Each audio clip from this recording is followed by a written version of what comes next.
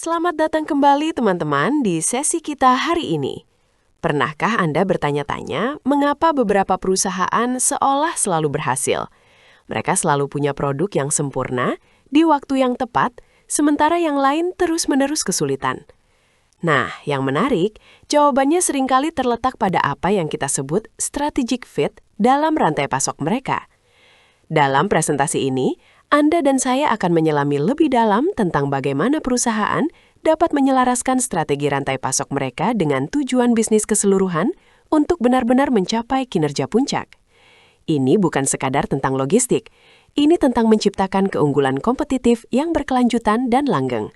Jadi, mari kita mulai perjalanan ini bersama. Baiklah, sebelum kita masuk lebih dalam, mari kita lihat sekilas peta jalan kita untuk sesi ini ya. Kita akan mengawali dengan memahami mengapa di balik semua ini.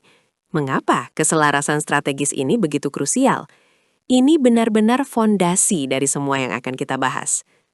Selanjutnya, kita akan beralih ke bagaimana. Anda dan saya akan menjelajahi langkah-langkah praktis yang diambil perusahaan untuk menyelaraskan kedua strategi vital ini dengan sempurna. Setelah itu, kita akan memperluas wawasan kita. Kita akan membahas mengapa berpikir lebih besar di seluruh rantai pasok adalah kunci keunggulan di masa depan. Dan terakhir, kita akan menghadapi kenyataan bersama.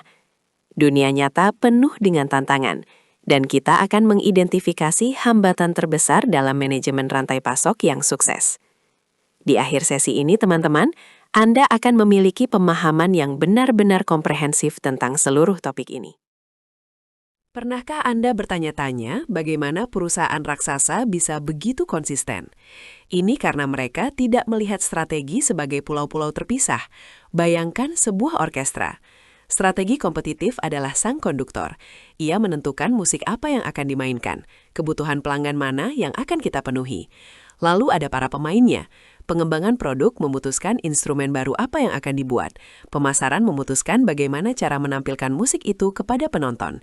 Dan yang terpenting bagi kita, strategi rantai pasokan adalah logistik di belakang panggung, memastikan setiap instrumen tiba tepat waktu dalam kondisi sempurna. Inilah bagian yang paling menarik.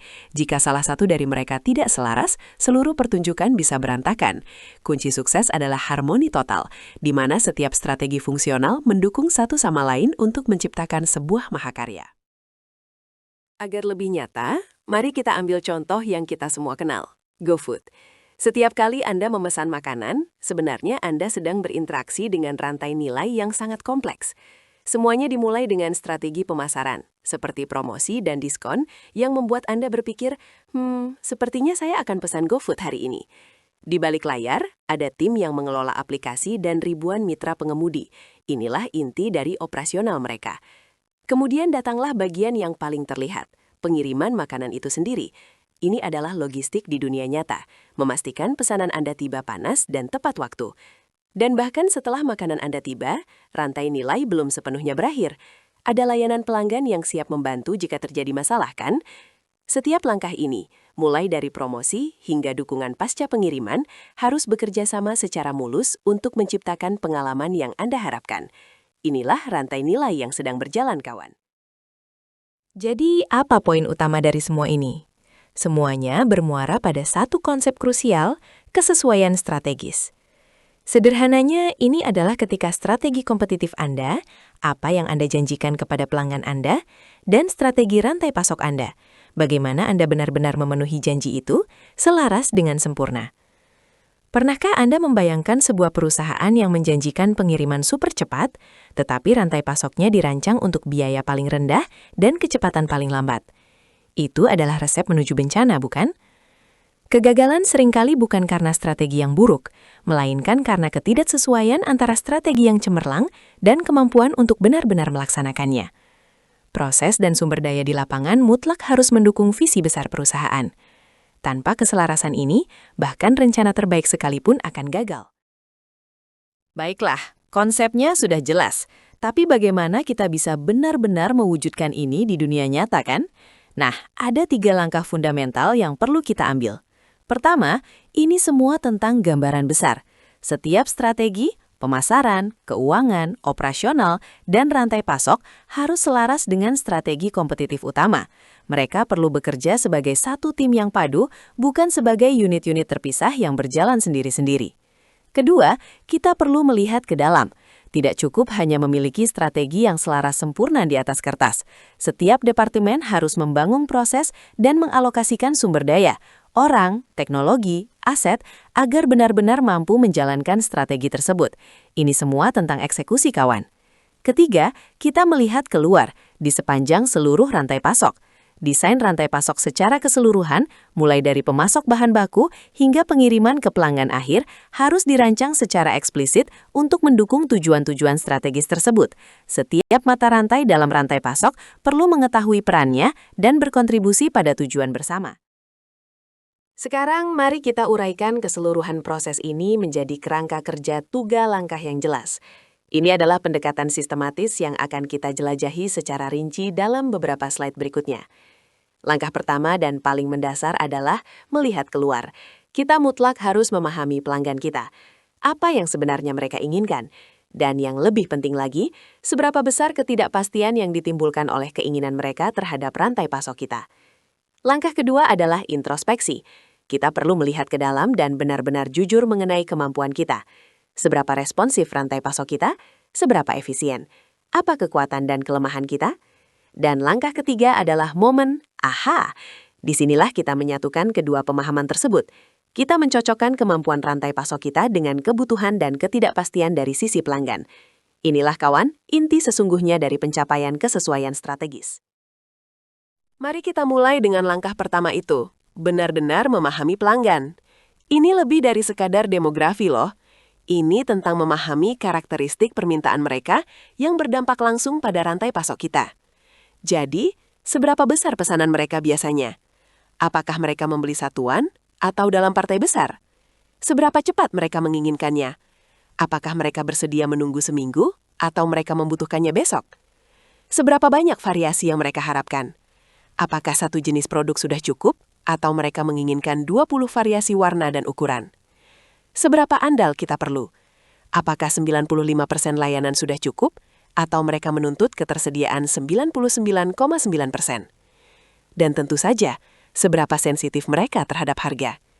Terakhir, seberapa sering mereka mengharapkan produk baru. Apakah mereka senang dengan model yang sama selama bertahun-tahun, atau mereka menginginkan inovasi setiap 6 bulan. Setiap jawaban atas pertanyaan-pertanyaan ini akan menciptakan tingkat ketidakpastian yang berbeda bagi kita. Nah, menariknya begini. Tidak semua ketidakpastian itu setara, kawan. Kita perlu membedakan antara dua konsep penting. Pertama, ada ketidakpastian permintaan atau demand uncertainty.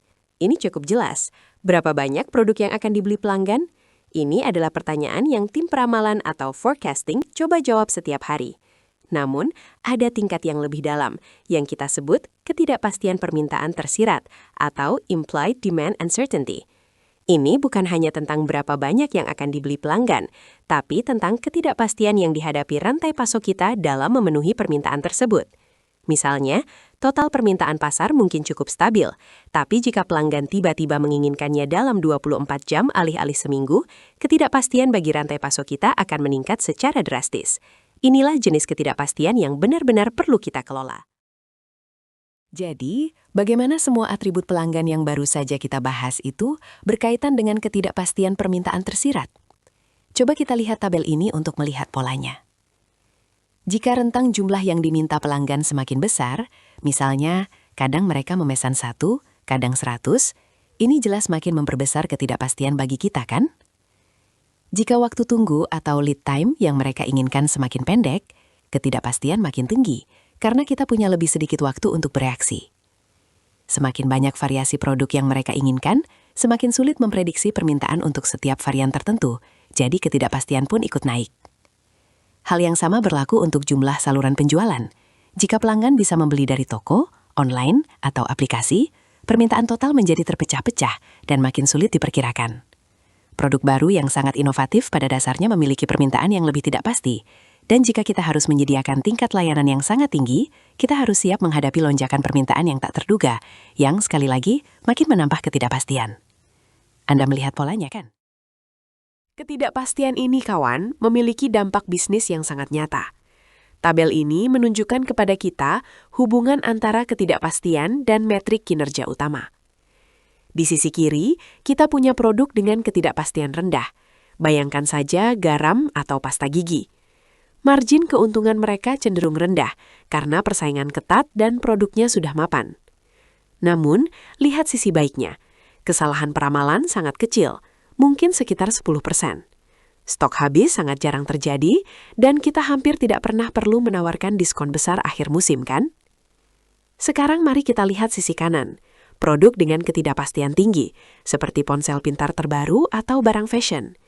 Margin keuntungannya bisa sangat tinggi, namun ada harga yang harus dibayar. Kesalahan peramalan bisa melonjak hingga 40% sampai 100%. Tingkat stok habis bisa meroket hingga 40%, yang berarti banyak pelanggan yang kecewa. Dan karena kita sering kelebihan produksi secara tidak sengaja, diskon besar-besaran di akhir musim menjadi hal yang lumrah. Ini adalah pertaruhan dengan resiko tinggi dan imbalan tinggi, bukan begitu? Mari kita gali lebih dalam mengapa hubungan ini bisa terjadi. Pernahkah Anda bertanya-tanya, mengapa margin keuntungan lebih tinggi untuk produk yang permintaannya tidak pasti? Umumnya, ini adalah produk baru atau inovatif dengan sedikit pesaing. Perusahaan bisa menetapkan harga premium karena keunikan produk tersebut. Poin kedua cukup jelas. Jauh lebih mudah untuk memperkirakan permintaan untuk produk yang stabil daripada untuk produk baru dan tak terduga. Dan inilah inti masalahnya. Ketidakpastian yang tinggi membuat upaya menyesuaikan pasokan dan permintaan menjadi tantangan yang sangat berat. Anda bisa berakhir dengan rak-rak kosong dan pelanggan yang kecewa, kekurangan stok, atau gudang penuh barang yang tidak terjual, kelebihan stok. Tentu saja, keduanya merugikan bisnis. Dan poin terakhir adalah konsekuensi langsung dari kelebihan stok. Apa yang Anda lakukan dengan semua barang yang tidak terjual itu? Anda harus memberikan diskon besar-besaran yang pada akhirnya menggerus margin keuntungan tinggi yang Anda harapkan di awal. Sejauh ini, kita sudah banyak berbicara tentang ketidakpastian dari sisi permintaan atau pelanggan. Tapi, jangan lupakan sisi lain dari persamaan ini, pasokan. Ketidakpastian juga benar-benar bisa berasal dari pemasok kita. Mari kita lihat tabel ini bersama-sama. Jika mesin-mesin pemasok sering rusak, pasokan kita menjadi tidak dapat diandalkan, yang tentu saja meningkatkan ketidakpastian, kan? Jika hasil produksi mereka tidak dapat diprediksi, misalnya dalam pertanian atau semikonduktor, kita tidak pernah tahu persis berapa banyak yang akan kita dapatkan. Kualitas yang buruk juga menciptakan ketidakpastian, karena kita tidak tahu berapa banyak item dari satu batch yang akan lolos inspeksi kualitas. Kapasitas pasokan yang terbatas atau tidak fleksibel berarti mereka tidak bisa menanggapi lonjakan permintaan kita yang tiba-tiba. Dan jika pemasok masih dalam tahap awal pengembangan proses produksi mereka, hasilnya bisa sangat tidak konsisten.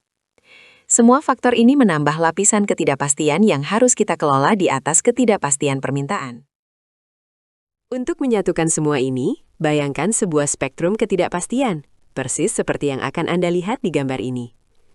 Di satu ujung spektrum, di sisi kiri, kita memiliki produk dengan ketidakpastian yang sangat rendah. Pikirkan komoditas seperti garam atau bahan bakar. Permintaannya sangat dapat diprediksi, teknologinya sudah matang, dan marginnya tupis. Saat kita bergerak ke kanan di sepanjang spektrum, ketidakpastian mulai meningkat. Pikirkan produk seperti mobil. Ada sedikit ketidakpastian mengenai model dan warna mana yang akan populer, tetapi secara umum, permintaannya cukup mapan. Dan di ujung paling kanan spektrum, kita memiliki produk dengan ketidakpastian yang sangat tinggi. Ini adalah dunia fashion kelas atas, smartphone terbaru, atau teknologi yang benar-benar inovatif. Permintaannya sangat tidak dapat diprediksi, siklus hidup produknya sangat singkat, dan risikonya tinggi. Namun potensi keuntungannya juga tinggi. Memahami di mana posisi produk Anda di spektrum ini adalah langkah pertama yang sangat penting, teman saya. Baiklah, kita sudah menyelesaikan langkah pertama, memahami pelanggan dan ketidakpastian. Sekarang saatnya untuk langkah kedua, melihat ke dalam diri dan memahami kapabilitas rantai pasok kita sendiri. Pertanyaan kuncinya di sini adalah, apa yang bisa kita lakukan dengan sangat baik? Salah satu dimensi utama dari kapabilitas ini adalah daya tanggap atau responsiveness. Seberapa tangkas kita? Daya tanggap berarti kita mampu menangani pesanan besar maupun kecil dengan mudah. Berarti kita bisa memenuhi tenggat waktu yang sangat ketat. Berarti kita tidak kewalahan saat harus mengelola ratusan, bahkan ribuan varian produk.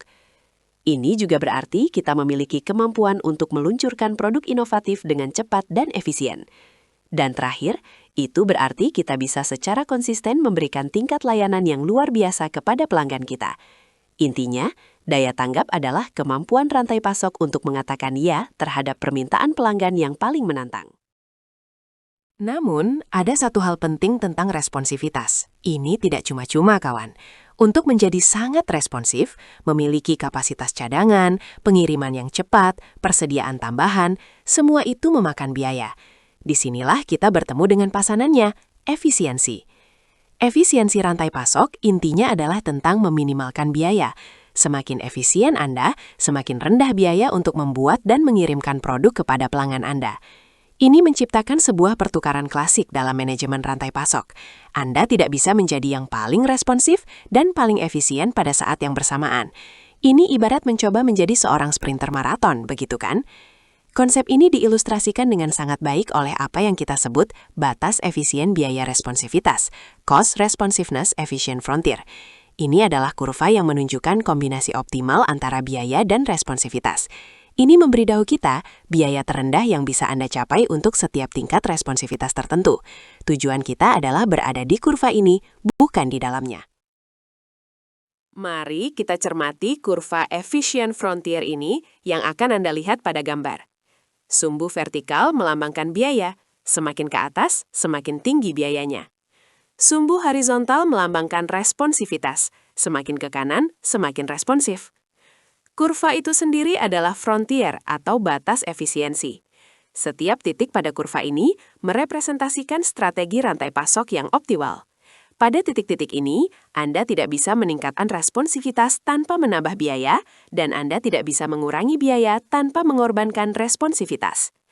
Nah, jika perusahaan Anda berada pada titik di dalam kurva, itu berarti Anda tidak efisien, kawan. Anda bisa meningkatkan responsivitas tanpa biaya tambahan atau mengurangi biaya sambil mempertahankan responsivitas yang sama, atau bahkan keduanya. Tujuannya adalah untuk selalu bergerak menuju kurva tersebut. Perusahaan yang berbeda akan memilih posisi yang berbeda di sepanjang kurva, tergantung pada strategi kompetitif mereka. Toko diskon akan berada di kiri atas, biaya rendah, responsivitas rendah, sementara layanan pengiriman darurat akan berada di kanan bawah, biaya tinggi, responsivitas tinggi. Seperti halnya spektrum ketidakpastian permintaan, kita juga bisa memvisualisasikan kapabilitas rantai pasok pada spektrum responsivitas, seperti yang ditunjukkan gambar ini kepada kita. Di paling kiri, kita memiliki rantai pasok yang sangat efisien. Tujuan mereka hanya satu, biaya terendah. Bayangkan produsen baja atau pabrik semen. Mereka berfokus pada utilisasi tinggi dan skala ekonomis, bukan begitu? Sedikit ke kanan, kita punya rantai pasok yang agak efisien. Mungkin seperti produsen otomotif yang mencoba menyeimbangkan biaya dengan tingkat kustomisasi tertentu. Di bagian tengah, kita memiliki rantai pasok yang agak responsif. Perusahaan seperti Dell yang merakit komputer sesuai pesanan mungkin masuk kategori ini. Dan di paling kanan, kita punya rantai pasok yang sangat responsif. Perusahaan seperti Zara di industri mode atau Amazon dengan pengiriman di hari yang sama adalah contoh utamanya. Biaya bukan prioritas utama di sini. Kecepatan dan fleksibilitas adalah segalanya. Setiap posisi pada spektrum ini adalah pilihan strategis yang valid. Selama, dan inilah kuncinya, selama itu sesuai dengan apa yang diinginkan pelangganmu, kawan.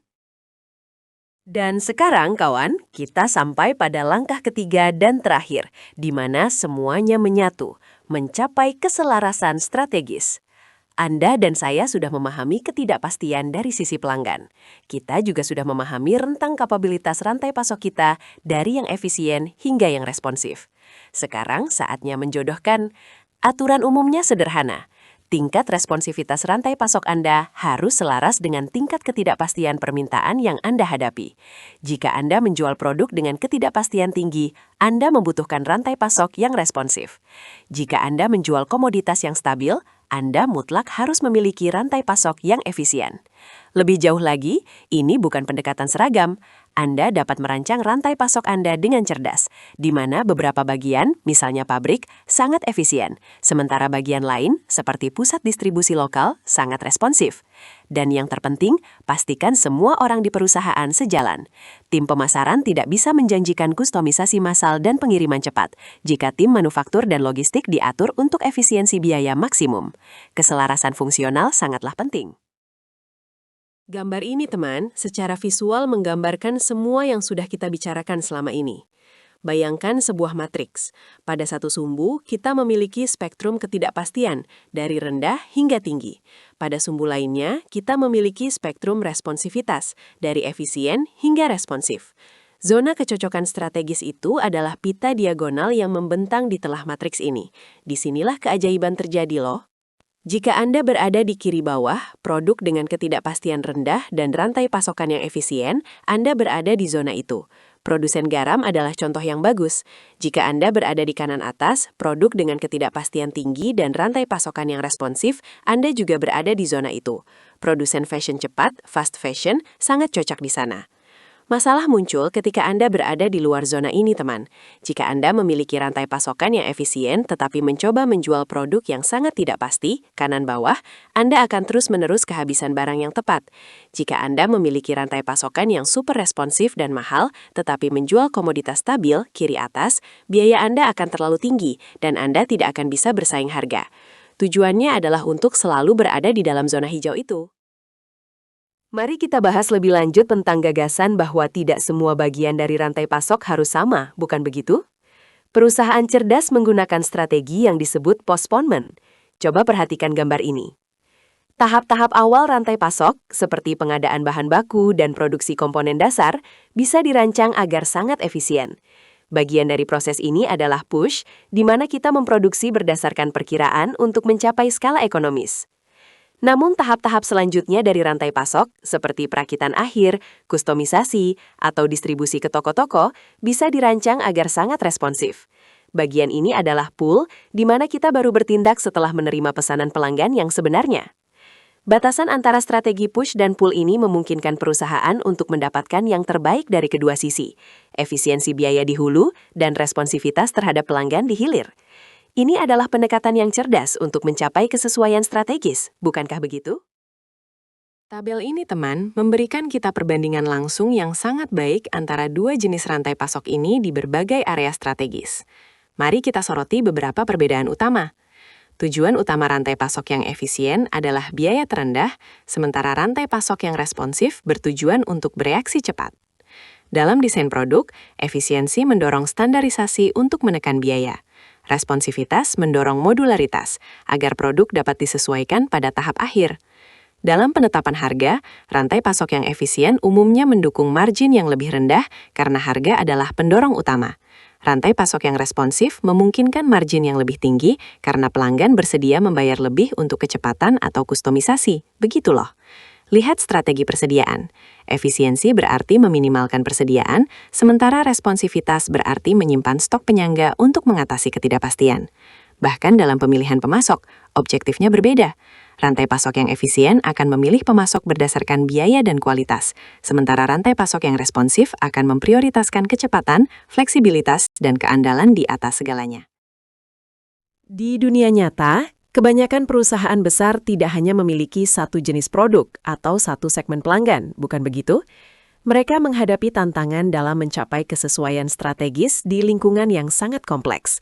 Disinilah konsep penyesuaian rantai pasok menjadi sangat relevan. Penyesuaian berarti tidak menggunakan satu rantai pasok yang seragam untuk semua produk.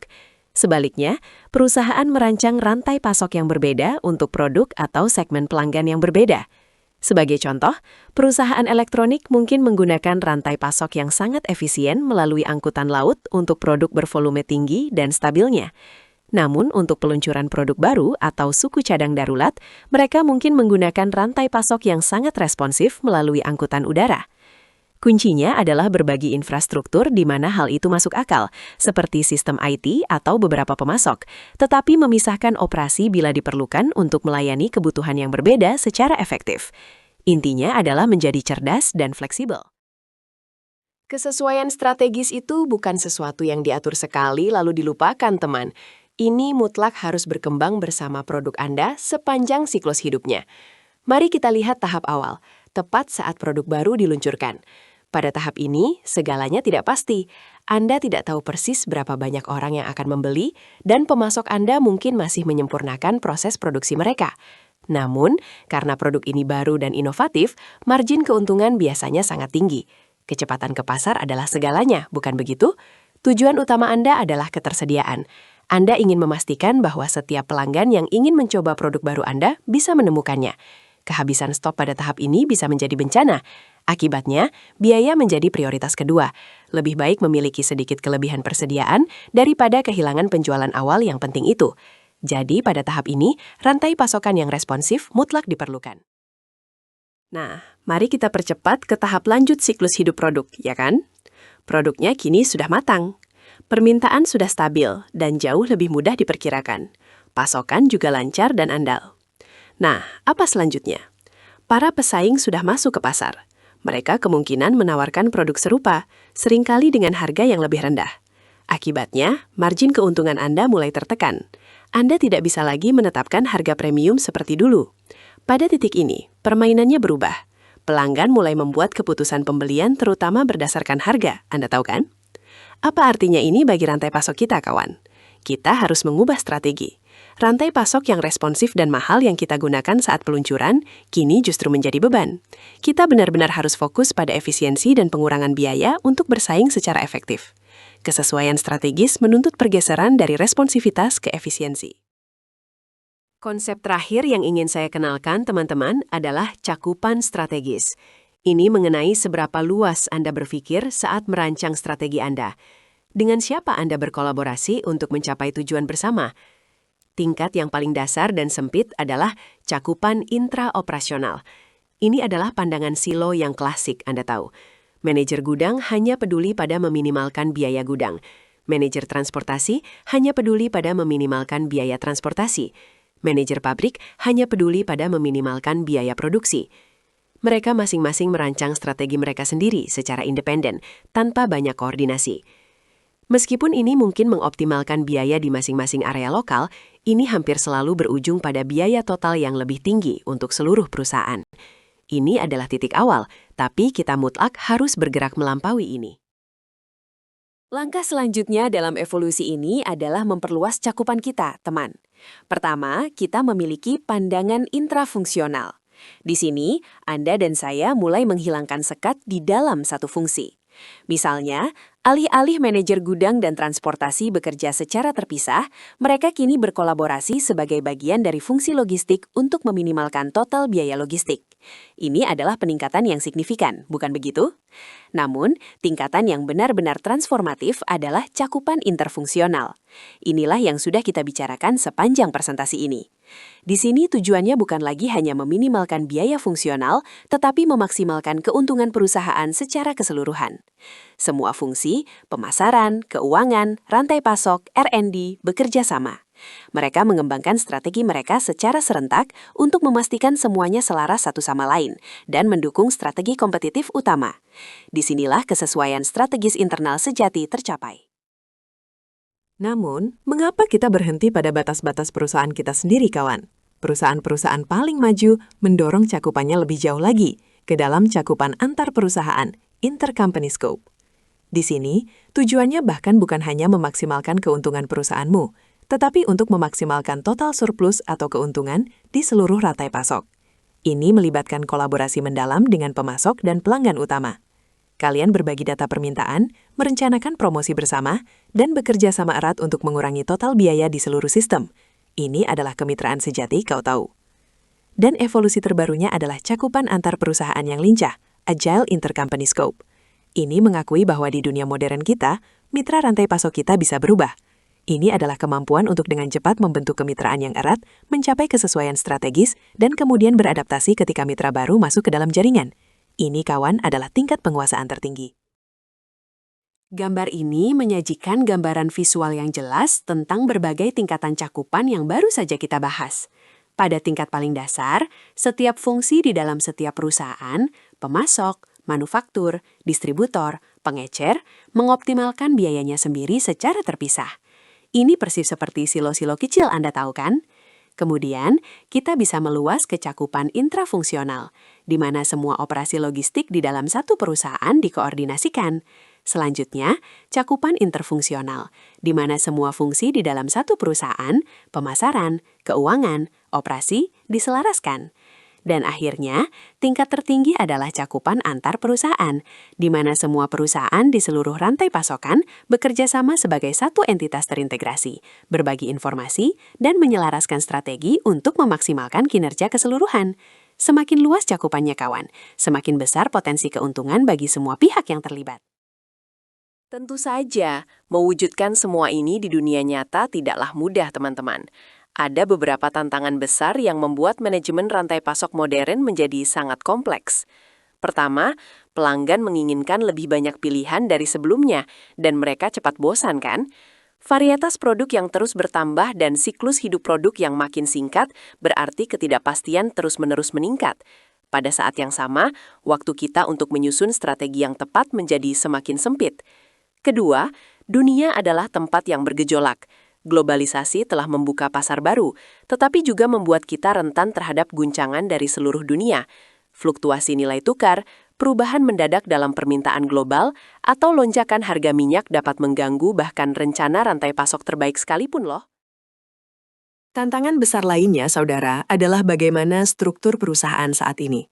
Beberapa dekade lalu, banyak perusahaan besar terintegrasi secara vertikal.